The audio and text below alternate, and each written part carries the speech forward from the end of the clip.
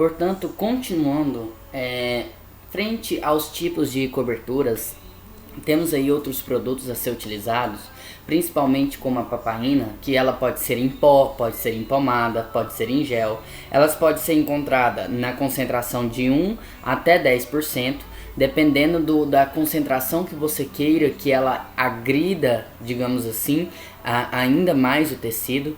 Por quê? A papaina ela é indicada principalmente em casos de debridamento enzimático, tá? Desbridamento enzimático de feridas com tecidos necróticos, digamos que secos ou até viscosos, bem aderidos ao leito. Geralmente, quando ela é em pó, a gente dissolve ela um pouquinho em soro, cria-se uma pasta e passa por cima do tecido necrótico, tá? Porém, quanto maior for a concentração dela, mais ácida ela será. Então, por mais, como é que fala, desbridamento ela vai fazer. Só que essa pomada, ou esse pó, ou esse gel, ele tem que ser comprado com prescrição clínica, porque se for uma ferida que já acabou, tá no processo final da cicatrização e você passa a papaina, você faz matar todo o tecido de granulação que se formou e todo o tecido de epitélio, e nesse caso vai ter que passar por todo o processo novamente. Aquelas células acabam morrendo e aí tem que cicatrizar desde a fase inicial do processo cicatrizatório, tá? Em relação à fisiologia da cicatrização, não vou falar muito a fundo para vocês, aliás, não vou falar porque acho que é algo que não compete. Mas vocês têm que saber, como eu falei para vocês, do produto, quais os produtos a se utilizar, determinadas feridas. Lembrando que a papaina também ela é contraindicada em casos onde a pessoa tem hipersensibilidade e até mesmo em relação aos componentes da fórmula. Como, por exemplo, tenha irritação da pele, essa pele fique muito, digamos assim, agredida por conta da papaina. Então, não se aconselha para esse tipo de paciente que, em consequência desse tipo de debridamento enzimático, possa ter uma hipersensibilidade, um hipergrau de dor. Então, neste caso, não se aconselha esse tipo de produto, tá? Lembrando que para saber se o paciente vai ter hipersensibilidade ou não, tem que se fazer o teste de alergias, de hipersensibilidades. Além do mais, fazer o teste com o próprio produto para saber se o paciente vai gerar uma lesão, vai gerar uma reação, digamos assim, frente a esse produto ou não. Porque caso contrário, se não tiver nenhum dos testes, digamos assim, teste de sangue ou até mesmo o uso do próprio produto na pele para saber se vai ter uma hipersensibilidade ou não, não tem como saber, tá? Por último aí temos o alginato de cálcio em fibra. Geralmente esse alginato de cálcio ele vem numa placa muito grande, você corta no tamanho que você quer. É indicado para tecidos com exudação moderada a alta concentração, tá? Principalmente em feridas sangrantes, tá? As feridas sangrantes geralmente aquelas feridas que estão com bastante sangramento nesse caso e precisa de preenchimento de cavidades, ou seja, feridas que são profundas. Nesse caso de profundidade, vai se colocando as placas de alginato com fibra dentro das tumerações, dentro dos buracos até então, para que vocês possam entender, e consequentemente essa fibra vai sugar o sangue e vai favorecer o que? A coagulação sanguínea e ajudando no processo de cicatrização. E se tem exudato, ele também vai sugar esse exudato, esse líquido que está sendo eliminado pela própria ferida, e automaticamente vai ajudar no processo de cicatrização, tá?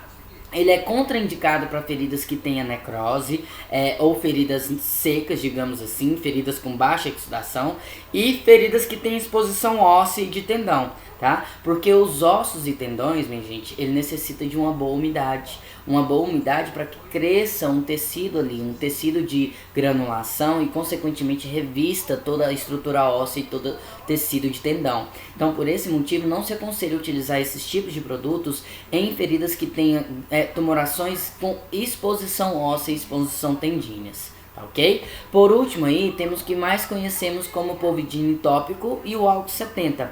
O polvidine tópico Ele é utilizado para antisepsia de pele e mucosas, que tem a finalidade de prevenir a colonização. Por exemplo, eu vou passar por um procedimento cirúrgico e eu preciso deixar aquele local, o sítio da cirurgia, esterilizado ou limpo até então. Então eu utilizo o povidone tópico, tá ok? E também ele é utilizado em feridas que estejam já em epitelização, na terceira fase da cicatrização, ou seja, nos últimos estágios da cicatrização, que ele vai evitar que tenha a proliferação bacteriana e automaticamente colonização de bactérias nessas regiões. O álcool 70 ele é utilizado para antisepsia da pele, para procedimentos de curta duração e antisepsia das mãos, principalmente igual esses momentos que nós estamos vivendo aí de lavagem das mãos, por conta do tato ser o principal contato com o meio externo que nós temos, né, as mãos, digamos assim. Então, para que evite a propagação dessas bactérias, micro-organismos vivos, seja ele vírus, fungos, a lavagem das mãos é essencial com água e sabão, e por fim o álcool 70, porque vai promover,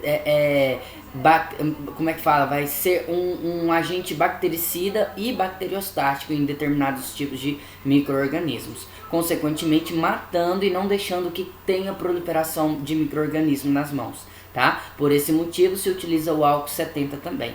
É o mais comum que temos em casa, porém em feridas extensas, feridas que tenha tecido de granulação, ou seja, estágio 2, 3, jamais utilizamos álcool 70 e povidone tópico se for feridas longas. Por quê? Porque ele é tóxico, tá? Porque automaticamente o álcool 70 ele vai promover uma ardência muito grande e consequentemente pode o álcool ser absorvido pelo tecido da ferida e gerar toxinicidade para o fígado, para os rins e para o próprio organismo, tá? Então, dessa forma, não se utiliza álcool 70 no leito das feridas de grande extensão, feridas com tecido de granulação até então.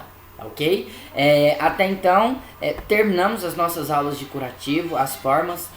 Lembrando que quando for trocar tudo com as técnicas ideais, devemos então cobrir com enfaixamento, tá? Alguns ferimentos, o qual é realizado determinados curativos, esses curativos podem durar de 24 horas a 42 horas ou até mesmo 92 horas, até outros, como quando se coloca fibra de cálcio, que seria essa última aqui, ó, alginato de cálcio, aliás, que por fibra, né? Geralmente esse curativo pode ficar até 7 dias e ser trocado depois de 7 dias, porque literalmente essa fita, esse alginato de cálcio aqui em fita, ele vai sugar todo exudato e eliminar os micro-organismos que estejam dentro das feridas até então, ok?